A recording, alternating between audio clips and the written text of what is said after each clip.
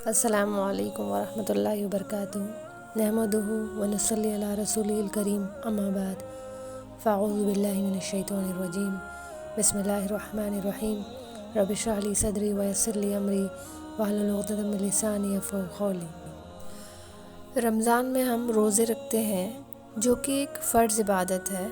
اسی طرح ذوالحجہ میں ہم حج کرتے ہیں، یہ بھی ایک فرض عبادت ہے۔ لیکن جو حج کرنے کے استطاعت نہیں رکھتے ان کے لیے کچھ کرنے کے کام ہیں۔ ذوالحجہ کے مہینے کی برکتیں اور فضیلت کا ذکر کرتے ہیں جو کہ لوگوں کو نہیں پتہ ہے۔ جیسے رمضان امپورٹنٹ ہے ویسے ہی ذوالحجہ بھی بہت امپورٹنٹ ہے۔ ذوالحجہ آنے سے پہلے اس تیاری کرتے ہیں۔ جس کے دل میں اللہ کی محبت ہو، جس نے اس زندگی کو اصل زندگی سمجھا، تو وہ کوئی موقع ہاتھ سے جانے نہیں دیتا۔ اگزامپل، جب بزنس مین ہے، اس کو کوئی ایونٹ آتا ہے اور اس میں وہ بہت زیادہ کما سکتا ہے، فائدہ ہوتا ہے۔ کئی ایونٹس میں ایسا ہوتا ہے کہ اس کو زیادہ فائدہ ہوتا ہے، تو وہ ان دنوں میں بہت ایکٹیولی کام کرتا ہے عام دنوں کے بنسبت۔ اسی طرح مومن نیکیوں کی کھوج میں رہتا ہے۔ تو مومن کے لیے ذوالحجہ کا مہینہ ایسی ہے، ایک بونس پوائنٹ کے جیسا ہے۔ تو حدیث میں آتا ہے، صحیح بخاری کی حدیث ہے، کوئی دن ایسا نہیں جس میں نیک اعمال اللہ تعالیٰ کو ان 10 دنوں کے اعمال زیادہ پسند ہو۔ کن 10 دنوں؟ ذوالحجہ کے پہلے 10 دنوں میں۔ تو اس کے لیے دیکھو کیا اعمال کرنے ہیں۔ پہلا اعمال جو ہے اللہ تعالیٰ کا ذکر کرنا ہے۔ مگر ہم تو ذکر کرتے ہیں، کیجول ڈیز میں کیا ہوتا ہے، عام دنوں میں ہم سبحان اللہ پڑھ لیتے ہیں، کبھی الحمدللہ، ایسی کچھ بھی جو مرضی میں آئے، وہ بھی بہت اچھا ہے۔ مگر یہ ذوالحجہ کے 10 دنوں میں ہمیں کیا کرنا چاہیے؟ تکبیرات پڑھنا ہے کثرت سے، وہ بھی بہت کثرت سے تکبیرات پڑھنی ہے۔ اب یہ تکبیرات کیا ہے؟ تکبیر سے ہے یہ لفظ اللہ اکبر کہنا، اللہ کی بڑائی کرنا۔ اللہ اس چیز کو بہت پسند کرتا ہے، اللہ کی بڑائی کرنے کو اللہ بہت پسند کرتا ہے۔ ہمیں تکبیریں کثرت سے پڑھنی ہے۔ تکبیرات 3 طرح کی مسنون ہے جو روایت میں ملتی ہے۔ نمبر 1، اللہ اکبر، اللہ اکبر، اللہ اکبر، لا الہ الا اللہ وحدہ لا شریک لہ، لہ الملک ولہ الحمد وہو علی کل شیء قدیر۔ دوسری، اللہ اکبر، اللہ اکبر، لا الہ الا اللہ واللہ اکبر، اللہ اکبر وللہ الحمد۔ تیسری، اللہ اکبر کبیرہ والحمد للہ کثیرہ وسبحان اللہ بکرۃ واسیلہ۔ ان سب میں جو چیز غالب ہے وہ کیا ہے؟ اللہ سب سے بڑا ہے۔ آپ اس تکبیرات کو وال پہ لگا دیجئے یا پھر کچن میں لگا دیں، اس سے دوسروں کو بھی پڑھنے کا موقع ملے گا، آپ کو بھی یاد دہائی ہو جائے گی۔ امام بخاری فرماتے ہیں، حضرت ابن عمر رضی اللہ عنہ اور حضرت ابو ہریرہ رضی اللہ عنہ ماہ ذوالحجہ کے مہینے میں بازار نکلتے ہیں اور تکبیرات کو کہتے رہتے ہیں، اور وہ دوسرے لوگ سن کر وہ لوگ بھی تکبیرات کہتے ہیں۔ تو پہلی چیز ان دنوں میں کرنا ہے، کثرت سے تکبیرات پڑھنا ہے۔ دوسری اہم عبادت روزہ ہے، خاص طور پر 9 ذوالحجہ کے روزے کی فضیلت بہت آئی ہے، جس کو یوم عرفہ کہا جاتا ہے۔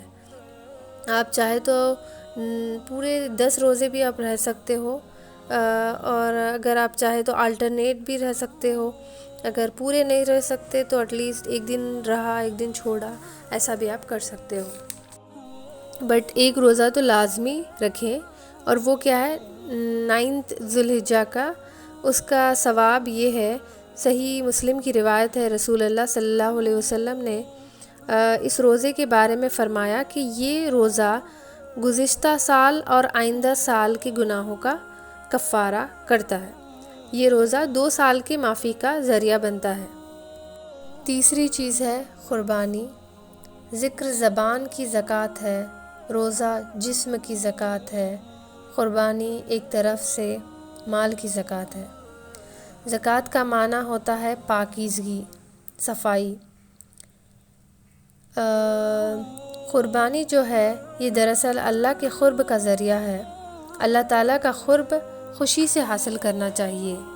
جہاں قربانی سے مال پاک ہوتا ہے وہاں دوسری طرف گناہ معاف ہوتے ہیں۔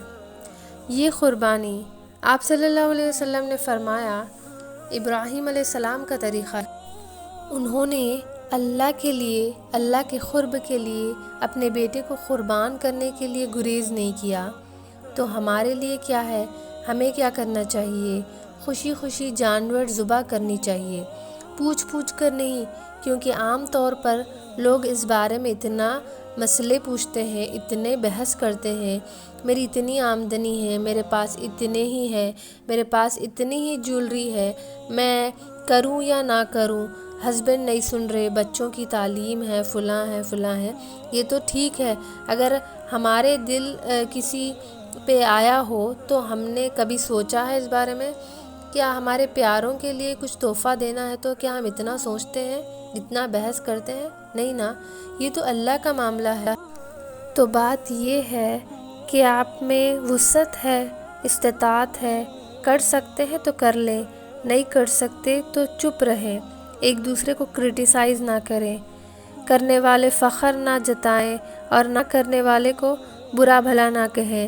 قربانی کی اصل حقیقت یہ محبت کا اظہار کا ذریعہ ہے۔ It's the token of love۔ Allah تعالیٰ نے ابراہیم علیہ السلام کے قربانی کا ذکر خاص طور پر کیا ہے۔ ان کو یہاں 2 دفعہ اس واقعے کے اندر محسن کہا ہے۔ تو قربانی اصل میں محسن نے ابراہیم علیہ السلام کو خلیل اللہ کا لقب دیا ہے۔ ایک دوست اور دوسرے دوست کے لیے اپنے بیٹے تک کو قربان کرنا چاہا، یہ ہے اصل محبت۔ اور یہ قربانی سے اللہ کو نہ تو خون پہنچتا ہے اور نہ ہی گوشت، اللہ کو تو آپ کا تقویٰ پہنچتا ہے۔ تقویٰ کیا ہے؟ تقویٰ دل کی کیفیت کا نام ہے، نیت اور ارادوں کا نام ہے۔ اس کے کرنے سے ہمیں ثواب کیا ہوگا، فائدہ کیا ہوگا؟ رسول اللہ صلی اللہ علیہ وسلم کا ارشاد ہے، اللہ تعالیٰ کے نزدیک سب سے زیادہ باوقار اور عظمت والا دن یوم نحر ہے، یعنی 10ویں ذوالحجہ، پھر اس کے بعد 11ویں ذوالحجہ کا دن یعنی مینا میں ٹہرنے کا دن۔ ابن آدم، قربانی کرنے سے بڑھ کر اللہ کے یہاں کوئی بہتر عمل نہیں، یعنی اس دن اللہ تعالیٰ کو قربانی سے بڑھ کر کوئی عمل نہیں، یعنی صدقہ خیرات، روپیہ پیسوں سے بات نہیں بنے گی جتنا خون بہانے سے بنے گی۔ اور رسول اللہ صلی اللہ علیہ وسلم نے فرمایا، جس سے قربانی کرنے کی طاقت ہو اور وہ نہ کرے وہ مسلمانوں کی عیدگاہ میں حاضر نہ ہو۔ کتنی ناراضگی کا اظہار کیا ہے آپ نے، یہ چھوٹی سی بات تو نہیں ہے۔ جس نے ذوالحجہ کا چاند دیکھ لیا اور قربانی کا ارادہ رکھتا ہے اسے بال اور ناخن نہیں تراشنے چاہیے، نہیں کاٹنے چاہیے۔ بکرا دمبا میں صرف ایک ہی شخص شریک ہو سکتا ہے اور گائے اور بھینس میں 7 افراد شریک ہو سکتے ہیں، اور ایک گائے میں 5، 2 یا 1 بھی کر سکتے ہیں، اور اسی طرح ایک قربانی سارے گھر والوں کے لیے بھی کافی ہو سکتی ہے۔